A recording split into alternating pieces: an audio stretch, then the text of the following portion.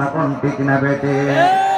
এই মুহূর্তে আপনি মারা যান, এই মুহূর্তে মারা গেলে তাড়াতাড়ি আপনার দাফন কাফনের ব্যবস্থা করবে। কথা কোন ঠিক না বেটে? তাড়াতাড়ি করো, গরুর পাতা গরম জলের পানিটা প্রস্তুত করো, তাড়াতাড়ি একজনকে পাঠিয়ে দিবে, দাও কাফনের কাফন নিয়ে এসো। একদলকে পাঠাবে, দাও